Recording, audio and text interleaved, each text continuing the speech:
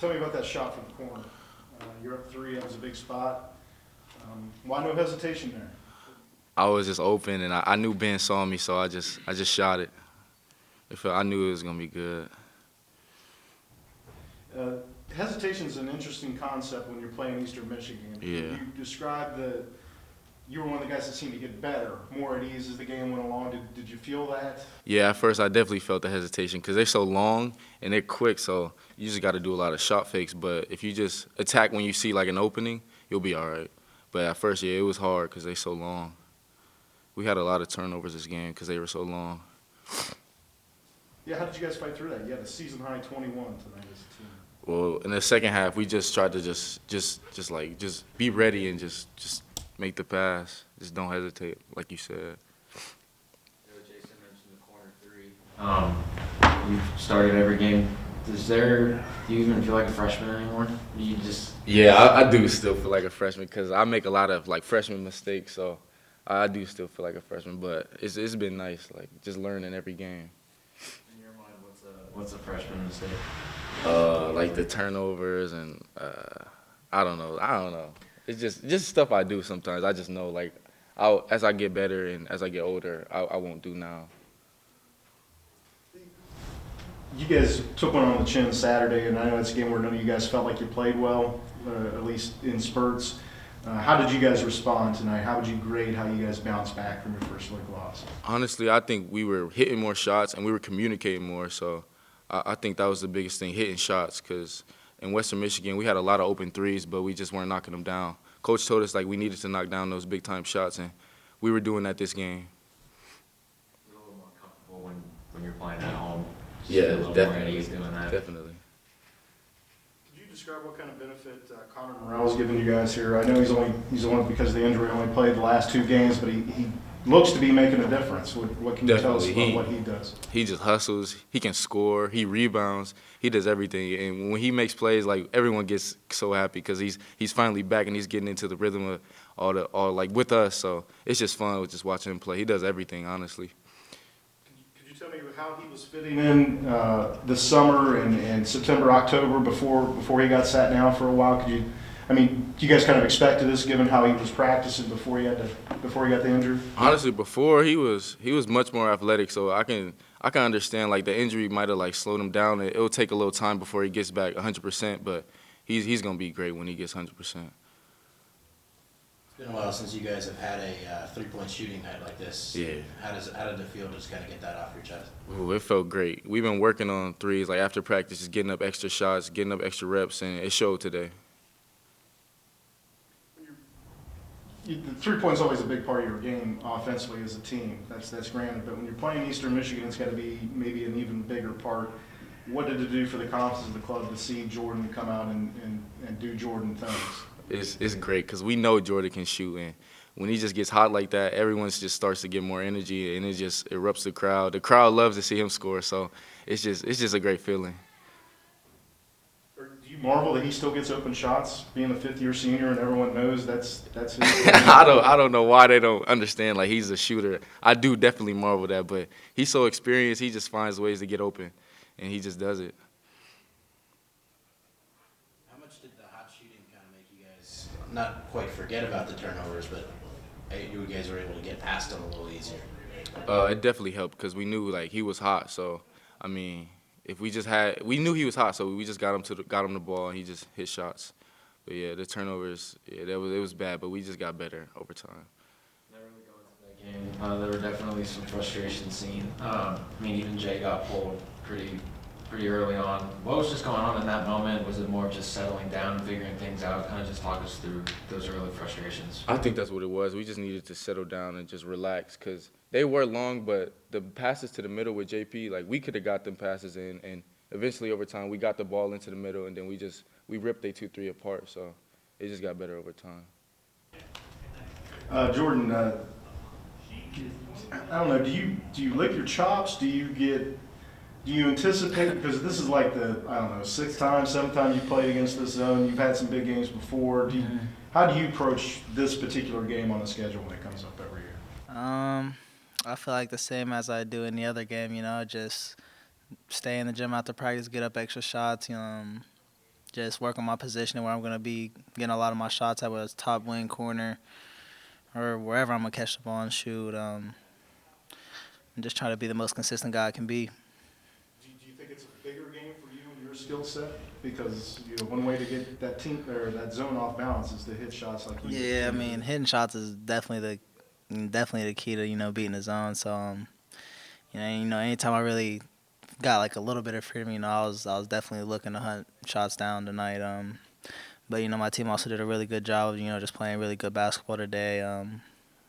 It wasn't just me hitting shots. JP was making plays, Ben Vanderplas was making plays, London was making some big time shots down the stretch. So great team effort today.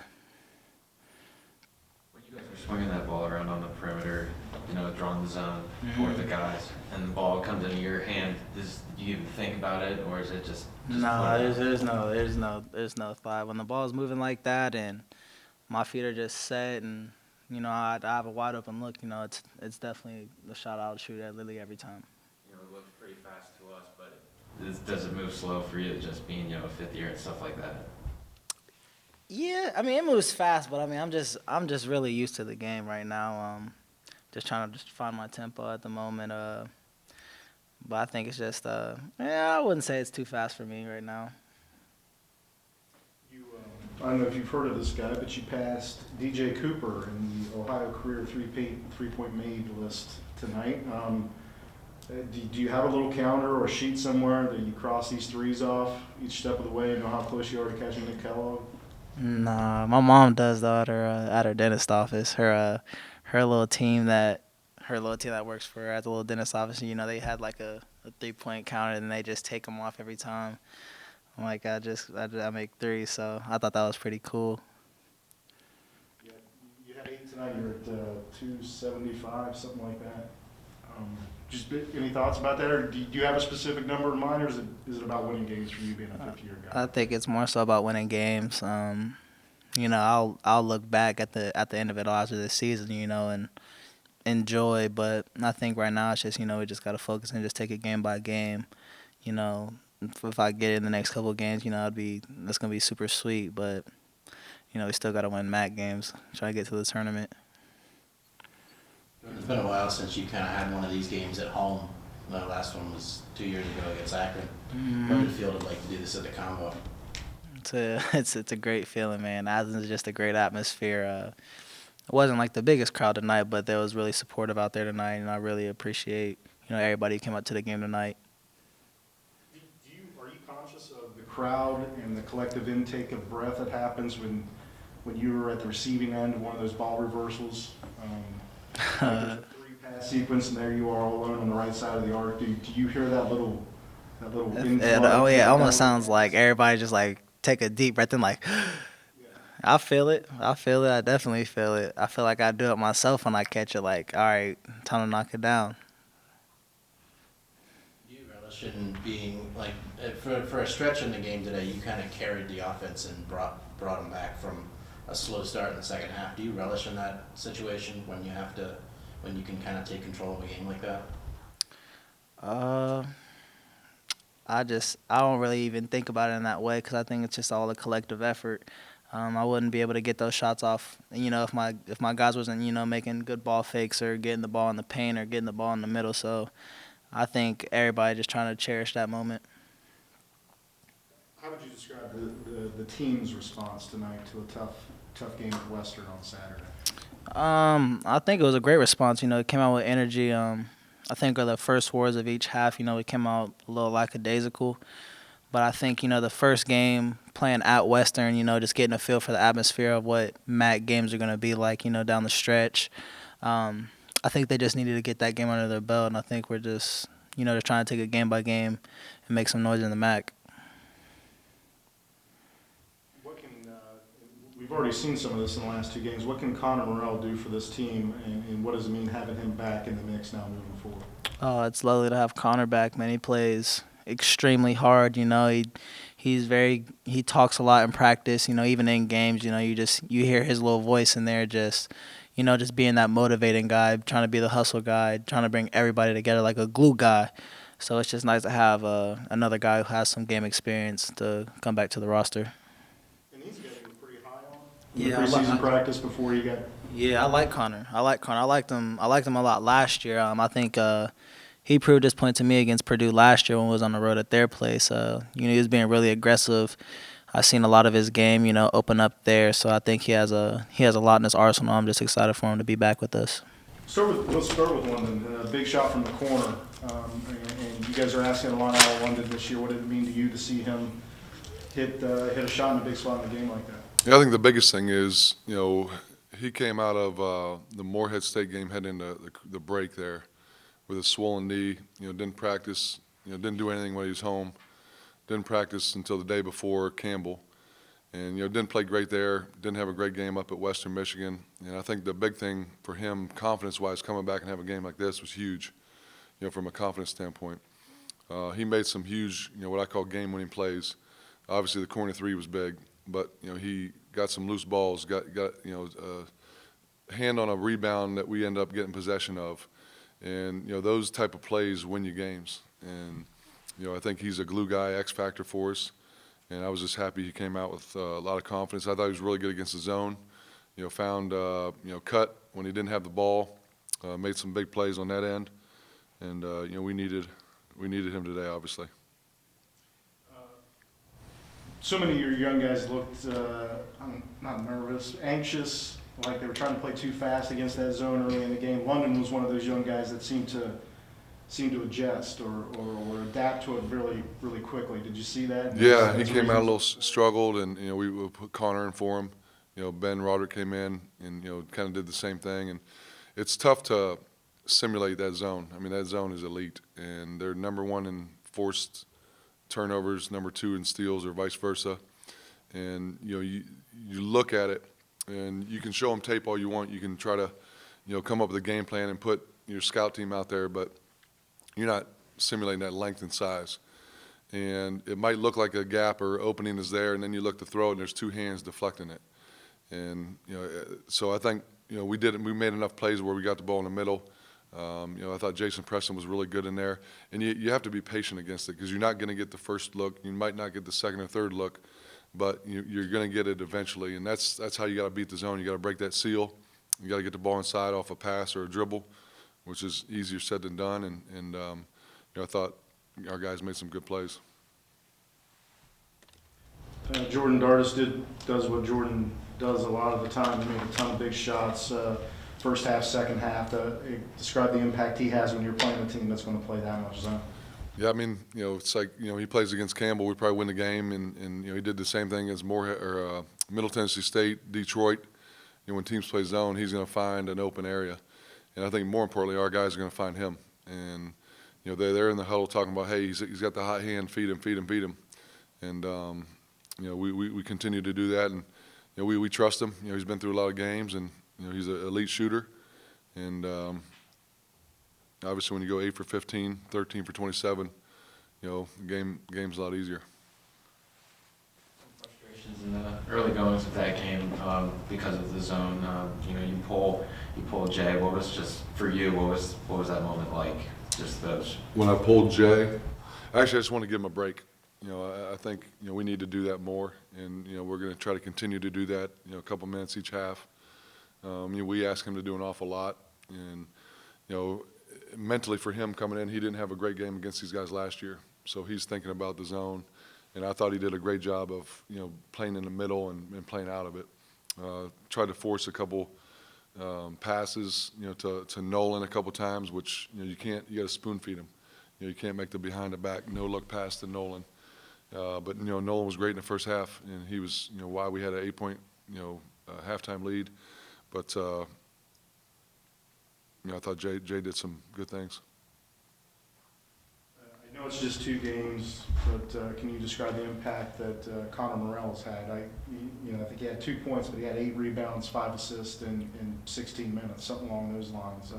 Describe what he's doing for your club and how his addition has made you a better team right away. Yeah, especially I think the second half he got some big offensive rebounds and tipped a couple out. And those are big plays because in the zone you don't have a rebounding responsibility. So, that was a big part of us coming in. Was trying to get offensive rebounds. He had 4 of our 10, but he and Ben Roderick coming back. Give us 2 more skilled guys who can make shots. They're both going to be really good players for us, and just gives us another guy we can rest Ben Vanderplas as well, and put Connor at the 3 or the 4. What does it say about your team that despite the 21 turnovers, you guys were able to force 22 on the other end and kind of keep the focus down there? Yeah, that was big, and we talked about even like, hey, we're better off taking a shot clock violation, than sitting there forcing the ball into a spot or space that's not there and getting a live ball turnover run out. And I don't know the exact minutes, but if you look at the first, let's say 8 to 9 minutes of the first half, we had 10 turnovers, and they were scoring off of it. The last, I don't know what it was, 10 to 12 minutes of the first half, we had 2 turnovers. We ended the first half on a 21, I think 7 to run. So when we took care of the ball, we got shots. And the 2 ways that they score off of their turnovers and then driving the basketball. I think they were number 1 in free throw rate, coming into our game in the country, where they got to the foul line. So for us to, limit our fouls and have them 10 for 13 from the foul line, that was a big part of, our game plan, not fouling, and why we won the game. You ever been part of a game with 43 turnovers? You know what? I don't know if I have. I remember we played at Nebraska one time, and we had like 30 turnovers, and that was not a fun practice the next day. Danny Nee was the coach there, and that was not a fun practice. Small area passing. It's ingrained in my head. But no, I don't think so. You guys didn't play your best game at Western on Saturday. You happy with how they reacted tonight? It was sloppy in parts, but you guys made timely shots and looked like you aced it from an effort standpoint. Were you happy with the response here 3 days later? Yeah, it was. We had a quick turnaround. Saturday, Tuesday games are quick turnaround. We got back at midnight. We went very light. There was a wrestling match in here, so we couldn't go till 6 o'clock Sunday night, and we just shot, went through our game plan, how we wanted to attack the zone, watched some film, and then we practiced on Monday. But I think with a team, anytime you go from non-conference to conference, the intensity ramps up. And for our guys to get punched in the mouth like we did at Western and to respond the way they did to get a 2-point lead with 5 minutes to go, we've competed and battled all year. And, we just didn't make enough plays down the stretch and missed 14 wide open threes and 8 layups. And then to the response to come back here against a good Eastern Michigan team and, short turnaround with a prep against that zone, that's tough. And, I think, there's going to be a lot of close games, all year long. We got 16 more of these, and every possession matters. There's got to be a sense of urgency, and we're not good enough to overcome a 13-0 start, with the momentum. But yeah, I was very pleased with our response. You mentioned 16 games. Just looking at the next one, is Bowling Green. They were picked preseason favorites. Just right now, what stands out to them, if you've even had a chance? Yeah, I haven't watched them yet. We'll do that tomorrow probably. I think the biggest thing is they're well coached. They have a really good player, Justin Turner, who missed, 5, 6, 7 games. I know he's back now, and Russ and Rob told me they were down big and ended up coming back to win. And it's a situation where you got to protect your home court, and we're going to continue to build. And like I told our guys afterwards, this is probably the most focused they've been coming into a game. Guys were watching film extra, and you can't ever get tired of preparing to win. And we need every advantage we can, and we got to keep building on it.